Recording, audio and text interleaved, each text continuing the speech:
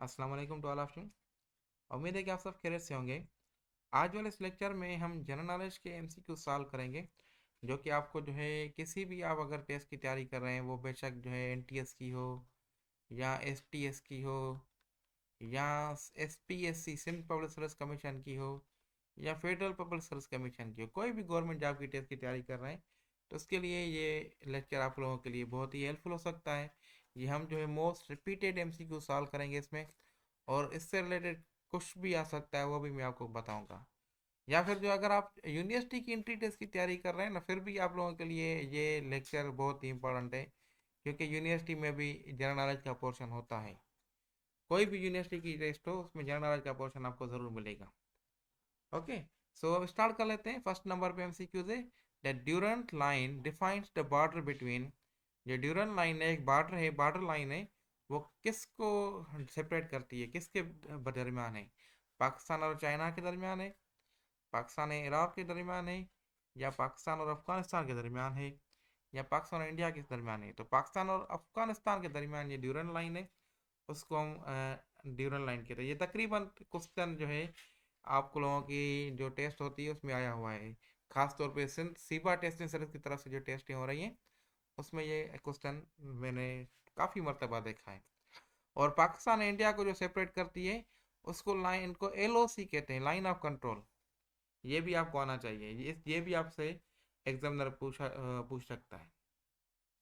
Second number पे है, which organisation regulates nuclear energy in Pakistan? Pakistan में कौन सी ऑर्गेनाइजेशन है जो न्यूक्लियर एनर्जी को रेगुलेट करती है?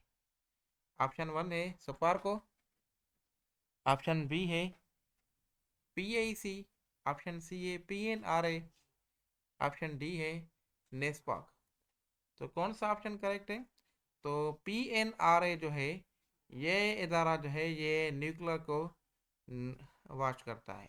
अब इसका अगर मैं आपको फुल फॉर्म बताऊं तो ये क्या होगा इसका? पीएनआरए, इसका क्या मतलब है? Pakistan nuclear regulatory authority. PNRA Pakistan nuclear regulatory authority, तो इसका मतलब है, ठीक है। नेक्स्ट थर्ड नंबर पे है, longest river in the Pakistan. Pakistan में लॉन्गेस्ट रिवर कौन सी है? तो झेलम है, चिनाब है, रावी है, इंडस है? तो इंडस, ऑप्शन डी जो है ये क्वेश्चन करेक्ट है। लॉन्गेस्ट रिवर इंडस रिवर है। अच्छा, क्वेश्चन आपको ये भी पूछा जा सकता है कि पाकिस्तान में अगर नहीं पूछे, वर्ल्ड में पूछे, वर्ल्ड में लॉन्गेस्ट रिवर कौन सी है? तो नील रिवर जो है लॉन्गेस्ट रिवर है, ठीक है। और ये क्वेश्चन तकरीबन आता रहता है, तो आपको दोनों पता होने चाहिए। नेक्स्ट है, the Shimla agreement was signed between Pakistan and India in. Shimla agreement जो है ये कब हुआ था? 69 को, या 71 को, या 72 को? तो ऑप्शन डी जो है ना इसका करेक्ट है, 71, 72। 1972 को जो है ये शिमला एग्रीमेंट हुआ था। ओके, ये भी आप लोगों को आना चाहिए। शिमला एग्रीमेंट ये क्या है? पाकिस्तान इंडिया के दरमियान 2 जुलाई को हुआ था, ये भी आपको पता होना चाहिए, 2 जुलाई। और उस वक्त प्राइम मिनिस्टर कौन थे? इंडिया का था थी इंदिरा गांधी, और पाकिस्तान का प्रेसिडेंट था जुल्फकार अली भुट्टो। उसमें उन्होंने साइन किया था। इंडो पाक जो वार वार हुई थी 1971 में, उसको मद्देनजर रखते हुए। ओके, तो ये मजीद इंफॉर्मेशन से रिलेटेड आपको पता होना चाहिए। Headquarters of World Health Organization, इसका हेडक्वार्टर कहाँ पर है? इसका हेडक्वार्टर है जेनीवा में है। Okay, which gas field is the highest largest in Pakistan? Pakistan में कौन सी गैस फील्ड है जो लार्जेस्ट है? तो कादरपुर है, मरी है, सुई है, या कंदकोट है? सुई जो है ना, ये इसका करेक्ट आंसर है। ओके, ऑप्शन सी इसका करेक्ट आंसर है। तो ये ऐसे एमसीक्यूज आपको आने चाहिए, ये बड़े इंपॉर्टेंट हैं। The term cold war refers to. Cold war किसको रेफर करता है? War fought in cold regions, direct military conflict, या ideological conflict without direct war? जो है ना, ये ऑप्शन सही है, ऑप्शन सी। ठीक है। Which is not member of SAARC, SAARC तंजीम का जो मेंबर जो है वो कौन सा मुल्क नहीं है?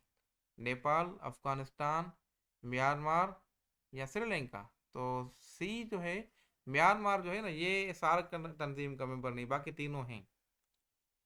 Pakistan became a member of United nation in, Pakistan United nation का मेंबर कब बना? तो 1948 में मेंबर बचा। अच्छा, यूनाइटेड नेशंस के वाले से आपको क्वेश्चन ज़रूर मिलते हैं पेपर में, तो इसको आप डीपली स्टडी कीजिएगा यूनाइटेड नेशन को। इसको आपने अगर कर लिया तो ये आपको बड़ा फ़ायदा देगा। सबसे पहले ये फाउंड कब हुआ था, ये क्वेश्चन पूछा जाता है। 1945 को जो है ना, ये यूनाइटेड नेशन जो फाउंड हुई थी। और 24 अक्टूबर डेट है आपको भी आनी चाहिए, लेकिन ईयर कम से कम याद हो आपको। और ये कहाँ पे हुई थी? ये सैन फ्रांसिस्को कैलिफोर्निया में है। ये यूनाइटेड स्टेट्स का जो है इलाका है, वहाँ पे स्टेट है, वहाँ पे ये फाउंड हुई थी यूनाइटेड नेशन। ओके। अभी इस ये बड़ी बड़ी ऑर्गेनाइजेशन है, और इसके रिलेटेड क्वेश्चन आपको मिलते हैं वहाँ पे। इसकी बॉडीज होती हैं, ये चीज़ें, इस पर डिटेल वीडियो मैंने आप लोगों के साथ शेयर किया है, वो ज़रूर देख लीजिएगा। नेक्स्ट है the Tropic of Cancer passes through which country? जो ट्रॉपिक ऑफ कैंसर है कौन से कंट्रीज के थ्रू पास करता है? तो ऑप्शन डी, इसमें पाकिस्तान के दरमियान भी नहीं करता, अफगानिस्तान को भी नहीं, ईरान को भी नहीं, ईरान इंडिया को पास करता है। ट्रॉपिक ऑफ कैंसर जो लाइन है वहाँ पे क्या होता है, डायरेक्टली सूरज जो है ना वो शो होता है, खासतौर पे 21 जो जून होती है ना, उस पे जो है ये आपको जो है सूरज सामने, उसका बहुत ही ज़्यादा रोल होता है उसमें। इस पे डिटेल वीडियो मैंने आपको शेयर की थी। और ये जो है ना पैरेलल लाइंस होती हैं इनकी दोनों। अब कौन से जो कंट्रीज हैं उसमें ये होता है, मैं आपको बता दूं कि ये इजिप्ट, ठीक है, इजिप्ट के थ्रू पास करती है ये ट्रॉपिक ऑफ कैंसर, क्योंकि इसमें आते रहते हैं क्वेश्चन, ये आपको पता होना चाहिए कि इजिप्ट हो। और उसके साथ साथ दूसरी जो है, इसमें ट्रॉपिक ऑफ कैंसर किस में से पास, इजिप्ट और मेक्सिको, मेक्सिको में भी पास होती है ये मैं आपको लिख देता हूँ, मेक्सिको। और उसके साथ साथ ये इजिप्ट मेक्सिको के साथ साथ सऊदी अरेबिया और इंडिया के साथ, इंडिया के दरमियान भी पास होती है। सऊदी अरेबिया और इंडिया, ये आपको क्वेश्चन बल्कि मुल्क जो है याद होने चाहिए कुछ। और जो है चाइना, चाइना में से भी ये लाइन पास होती है, कौन सी? Tropic of cancer. ठीक है। तो ये कौन से मुल्क में पास होती है, गो थ्रू करती है? Egypt, Mexico, Saudi Arabia, India और चाइना, इनमें से ये पास होती है। तो ये भी आपको पता होना चाहिए। होपफुली इस वीडियो से आपको काफ़ी नॉलेज मिली होगी, और इंशाल्लाह ऐसे लेक्चर्स में आपको सेंड करता रहूँगा। मज़ीद हम नेक्स्ट लेक्चर में साथ हैं, तब तक के लिए अल्लाह हाफिज़ एंड टेक केयर।